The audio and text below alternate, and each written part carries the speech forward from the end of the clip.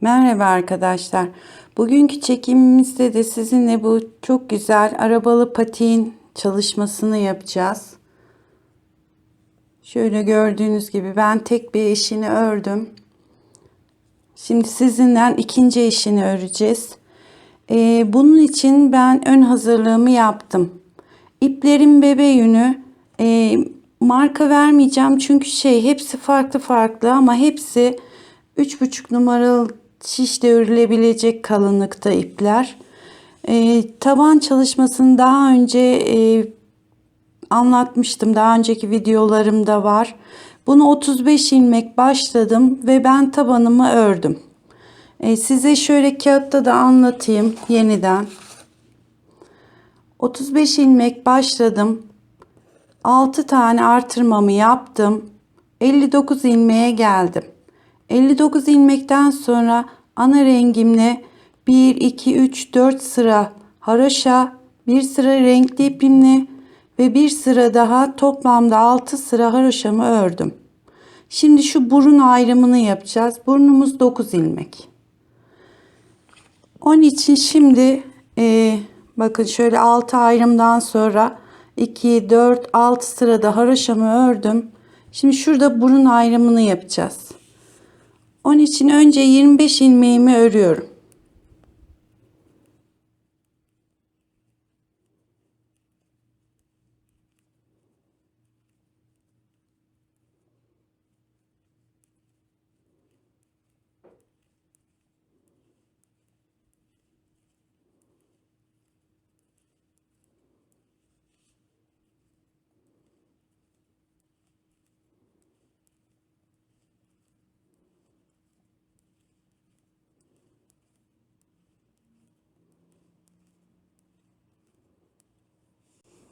...25 ilmeğimi ördüm.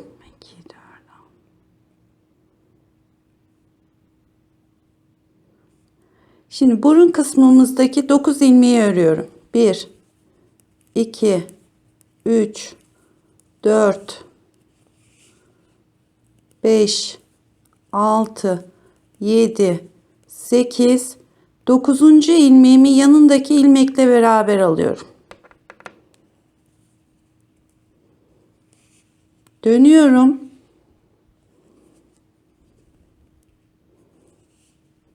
1 2 3 4 5 6 7 8 9. ilmeğimi yanındaki ilmekle alıyorum. Dönüyorum. Sadece şimdi bu 9 ilmeği örüyoruz. 1 2 3 4 5 6 7 8 ve 9. Tekrar dönüyorum.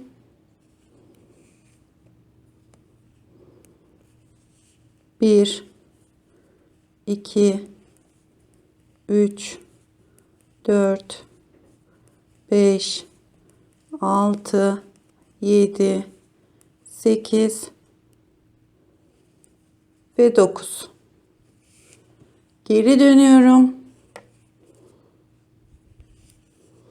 Şimdi şuralarda 15 ilmek kalana kadar gide gele bu burun kısmını bitireceğiz. Yani böyle devam edelim. Yanlarımızda 15 ilmek kalacak. 2 4 6 8 10 12 14 ve 15. Şimdi şurada son kesmemizi yapacağız.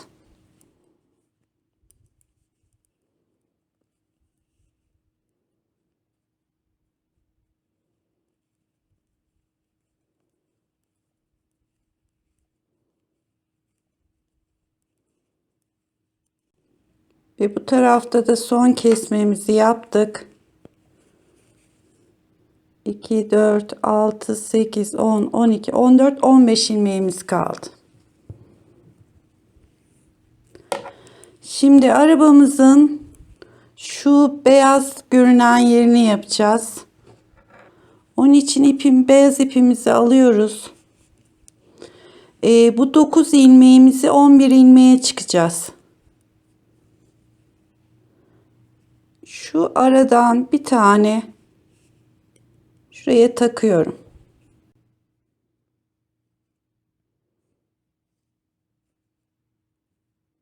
Bir, iki, üç, dört, beş, altı, yedi, sekiz, dokuz, 10. Bir tane de hemen şuradan alıyorum. 11. Dönüyorum. Bunu 4 sıra haroşa öreceğiz.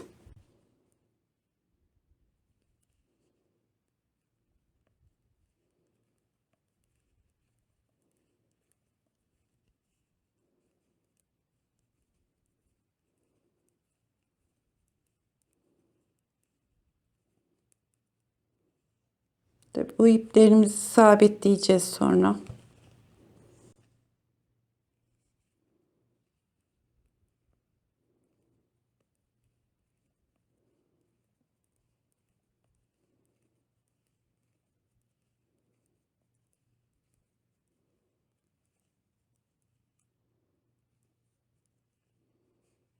Dönüyorum. Sadece bu 11 ilmeği haroşa olarak örüyorum.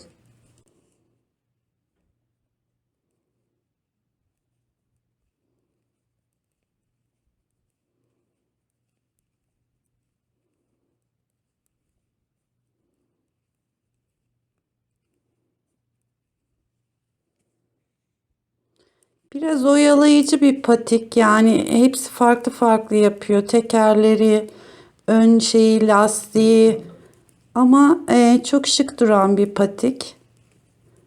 Çok istek aldı yapmam konusunda.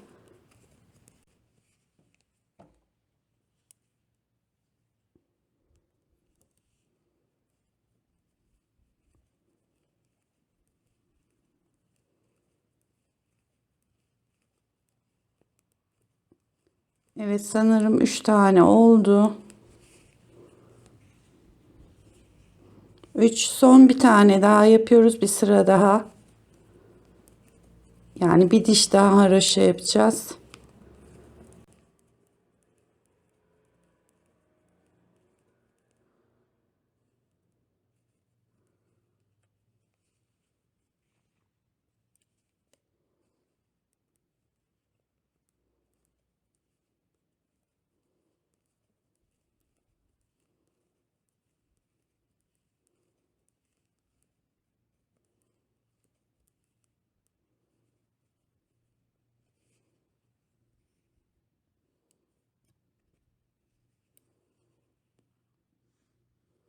Evet, 1, 2, 3, 4 diş haroşamız oldu. Şimdi kesmeye başlıyoruz.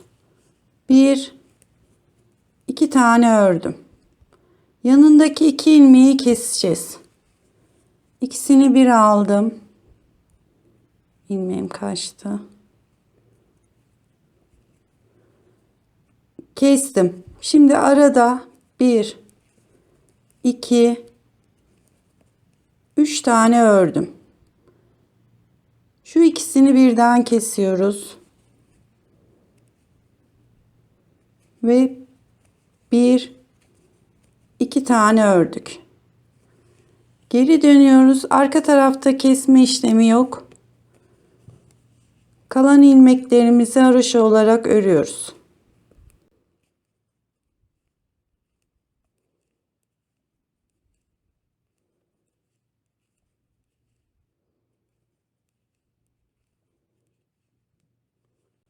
Ön yüze geldik.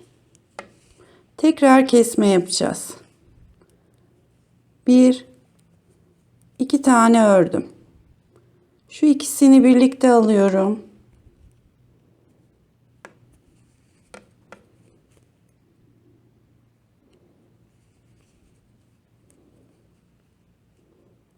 Arada bir tane örüyorum.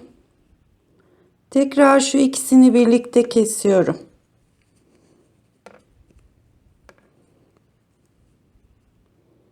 Kalan 2 ilmeğimi de örüyorum. 2, 4, 6, 7 ilmeğimiz kaldı. Arka tarafta bütün ilmeklerimi örüyorum.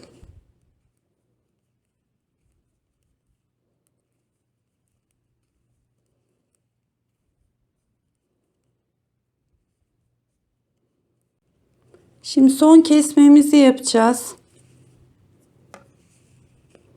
Bu 7 ilmeğimiz 5 ilmeğe inecek. İlk ilmeğimi aldım. Şimdi şu ikisini bir keseceğim. Yine bir tane öreceğim. Şu ikisini bir keseceğim. İkisini bir aldım. Bir tane örüyorum. Tekrar 2 ilmeği birlikte aldım. Ve bir taneyi örüyorum. 2, 4, 5. Kesmemiz bitti. Şimdi ön yüze gelince 5 ilmeğimi örüyorum.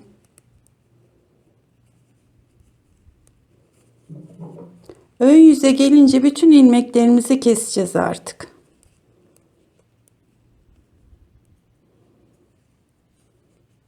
İkisini bir alarak ikisini bir alıyorum, takıyorum. İkisini bir aldım ve diğer ikisini bir alarak bitiriyorum. Bakın.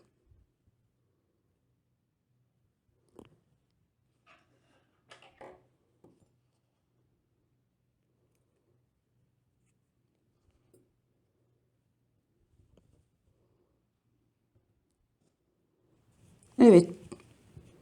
Şu kısmımız oldu. Şimdi şuradaki beyaz ipimizi bağlayalım.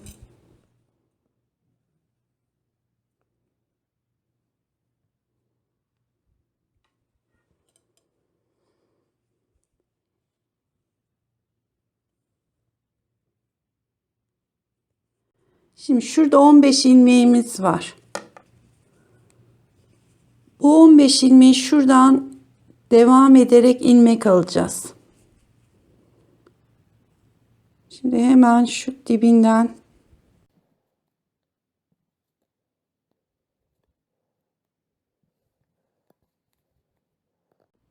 bir tane aldım.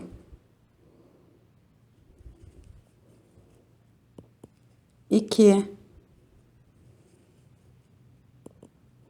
3, 4, 5, 6, 7. Şimdi şu kısımdan alacağız.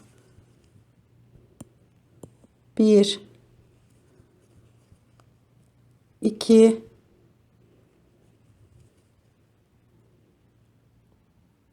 3. Şimdi 7 tane de bu taraftan alacağız.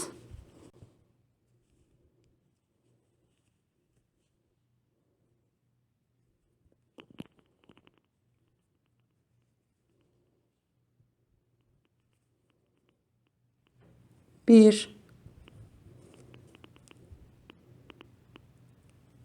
iki,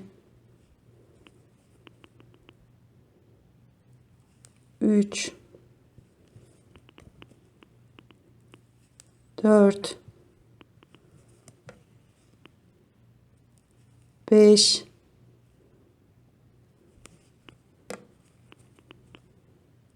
6 ve bir tane de şu aradan alıyorum. 7. Yani 7, 3 de buradan aldık, 10, 7 daha aldık, 17 ilmek ilave ettik. Şimdi devam ediyoruz. Bütün ilmeklerimizi düz örgü olarak öreceğiz.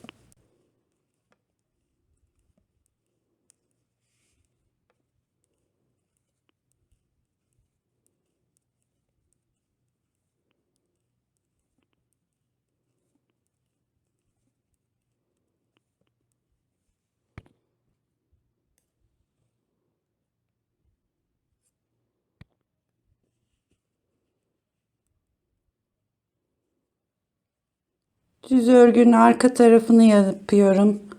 Bu sırayı ters olarak gidiyorum yani.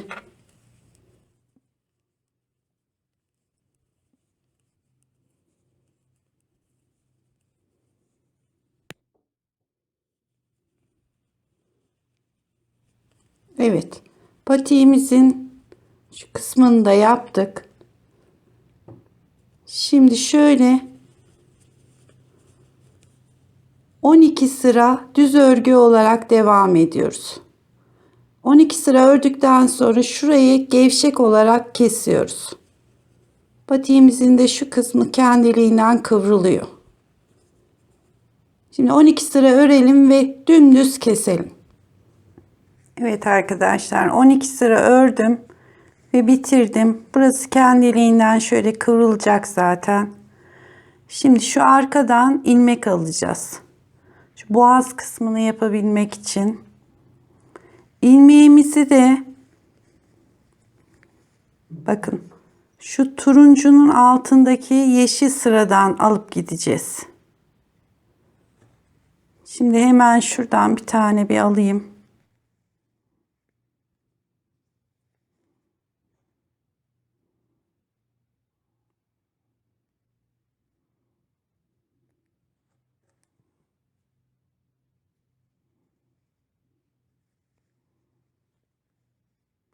Bakın şu sıradan şöyle gideceğiz. Zaten şurada 15 ilmeğimiz vardı. Bu 15 ilmeğin hepsini alacağız.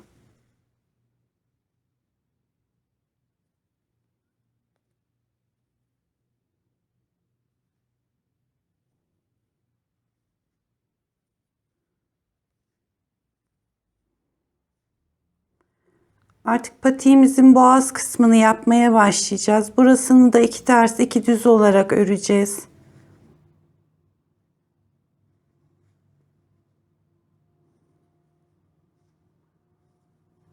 On, 11, 12, 13, 14, 15. Şimdi şu beyazın içindeki yeşilleri alacağız. 1,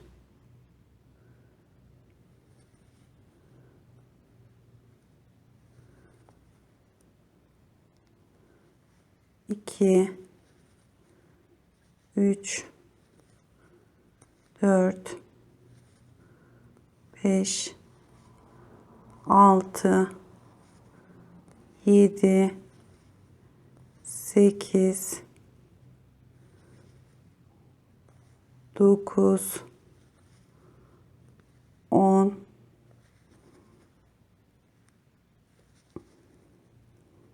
11. 11 ilmeğimiz vardı. 11'in hepsini aldık. Ama 15, 15, 30, 11 daha 41 ilmek ediyor. Tek ilmek olmasını istemiyorum. Onun için yani 2 ters 2 düz öreceğiz çünkü. Şu aradan hemen bir tane daha alıyorum. 12. Şimdi 15 tane de tekrar bu taraftan.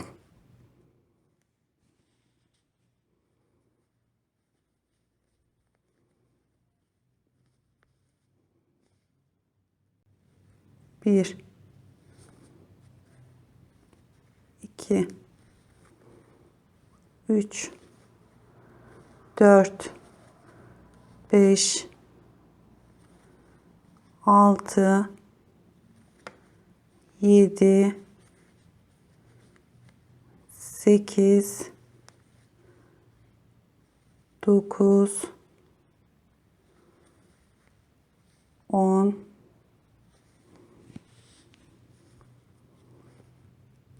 11, 12, 13, 14 ve şu kenar ilmeğimi alıyorum. 15.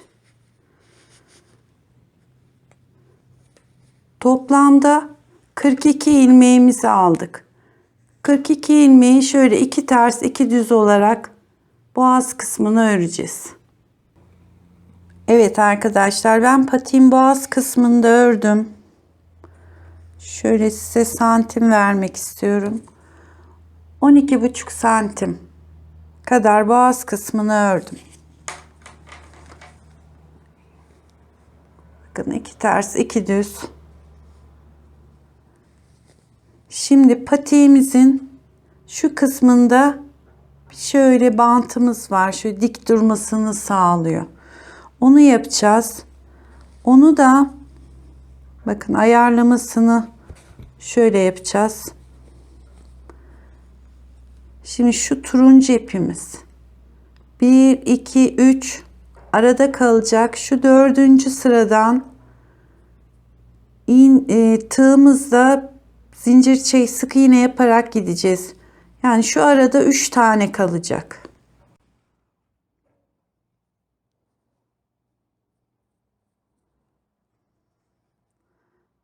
Şimdi önce şuraya bir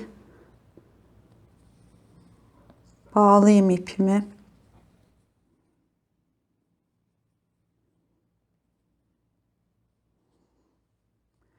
Bakın şöyle yaptığımız zaman zaten şu dişlerimiz belli. Şu aralardan alarak gideceğiz. Şimdi ilkimizi alalım. Bir tane zincir çekeyim. Şimdi şöyle yapıyoruz patiğimizi. Bakın. Şu boşluklara giriyorum.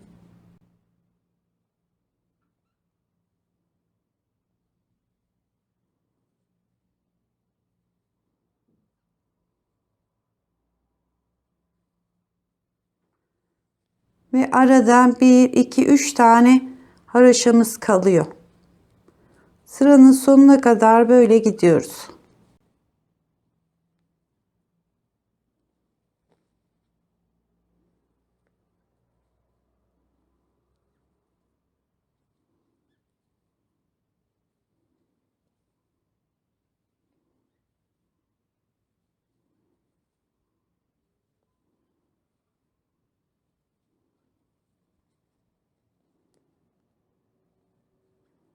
Şu 3 çizgiyi kaybetmeden devam ediyoruz.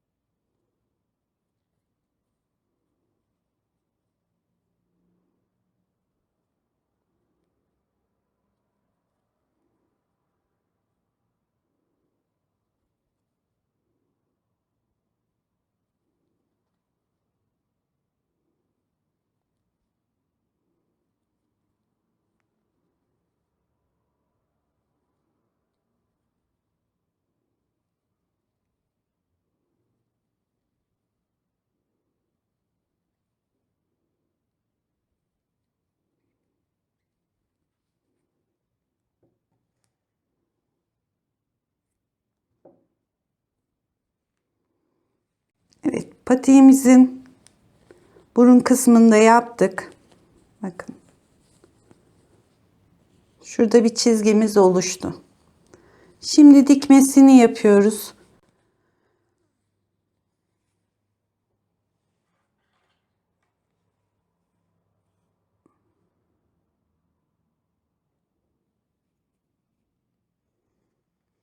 Patiğimizi dikerken şurası lastik olduğu için birebir dikiş yaparsak daha muntazam olur. Önce şöyle bir birleştireyim.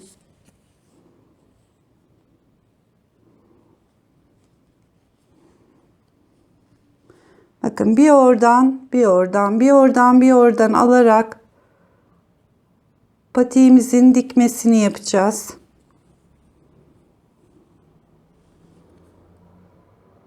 Şimdi ekrana doğru tuttuğum için ben biraz zorlanıyorum ama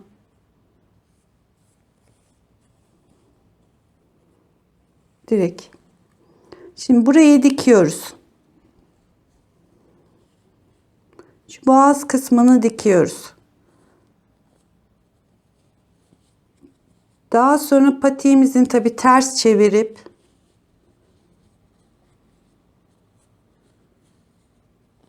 şu taban kısmını dikiyoruz. Daha sonra da şu yeşil olan parçayı şöyle birbirine dikiyoruz. Şöyle kıvrıldığı zaman bütün olacak. Dikişini yapalım. Diğer süslemelerini başlayalım arkadaşlar. Evet arkadaşlar. Dikişimizi de yaptık. Şurayı şöyle kıvırıyoruz. Bakın patiğimiz zaten kendiliğinden şekil alıyor. Şimdi tekerlerine yapma sıra geldi. Bunun için şöyle minik minik tekerler yapacağız.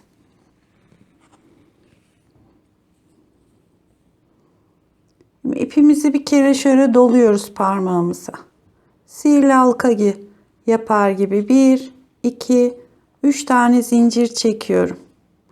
Bu yaptığımız halkanın içine 8 tane ikili trabzan yapıyorum. 3, 4, 5, 6, 7 ve 8. Daha sonra şu ipimi çekiyorum. Ve iki yaptığım yere birleştiriyorum.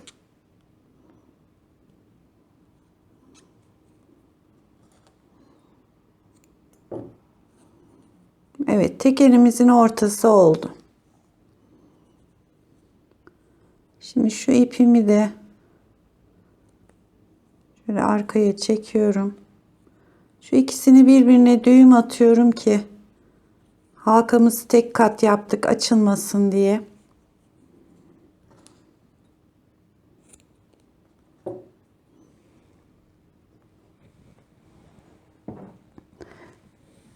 Şimdi siyah ipimizi alıyoruz.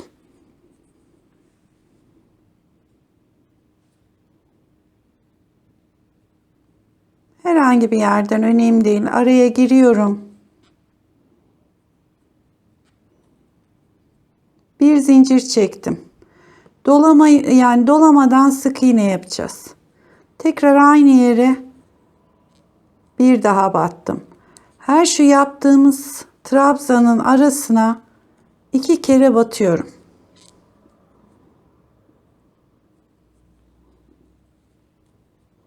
Aynı yere bir daha. Yanındaki boşluğa geçiyorum.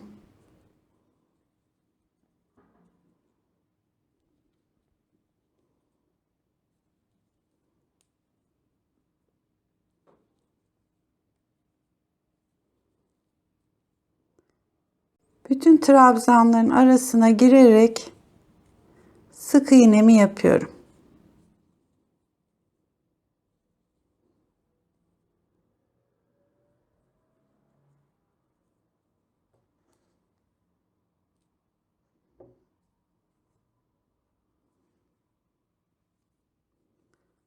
Yine bu ipimi de arkaya çekiyorum.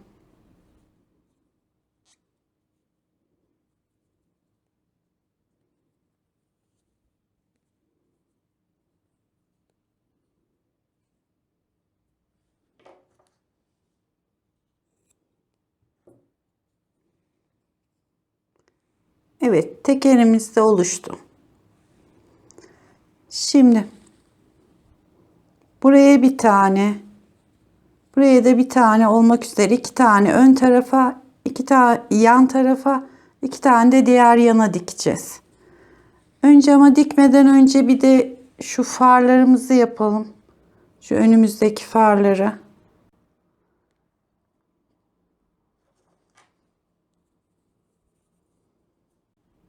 Yine sihirli halka yapıyorum. Tek kattan yapıyorum halkamı. Bu sefer içine 10 tane dolduruyorum. 1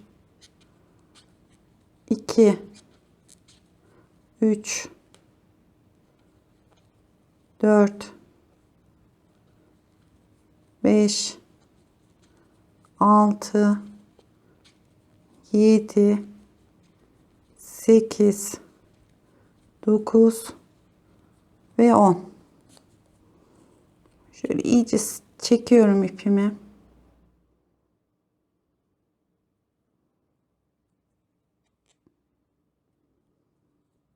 Değiştirmemi yapıyorum. Ve şu iplerimi biraz uzun kesiyorum ki şimdi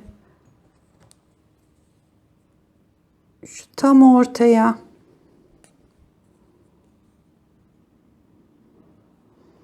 şu ipimizi tam ortadan çekiyorum.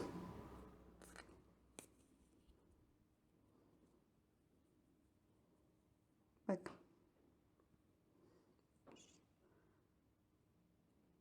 Şimdi bunları da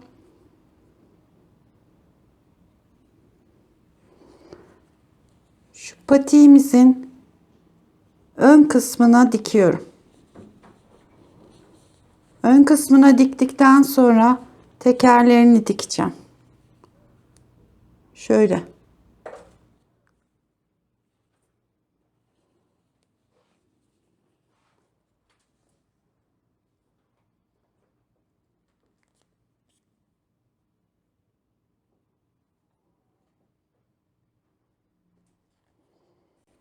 Şimdi arkadan düğüm atıyorum.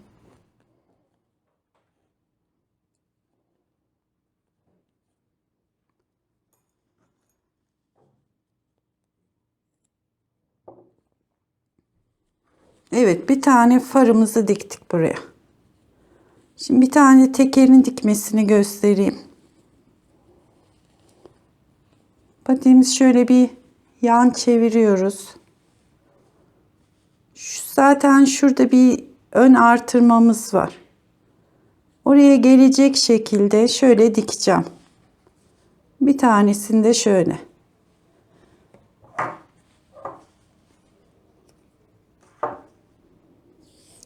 Onu ince iple dikiyorum ki çok potluk yapmasın diye. Şuraya bir sabitleyeyim önce. Evet.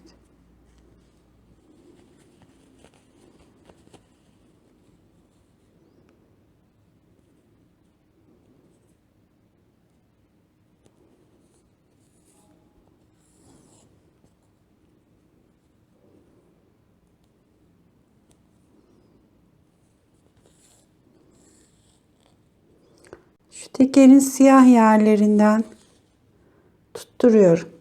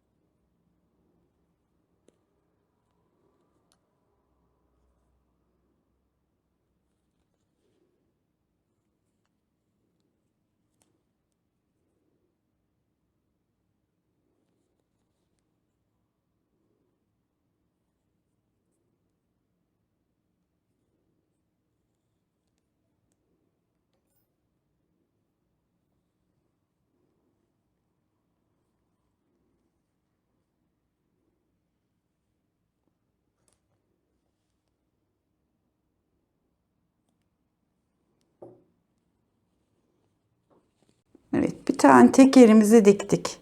Şimdi diğer tekerlerimizi de dikelim. Bitirelim patiğimizi.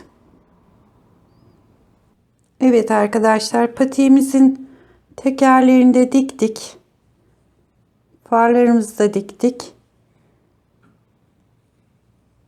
Evet.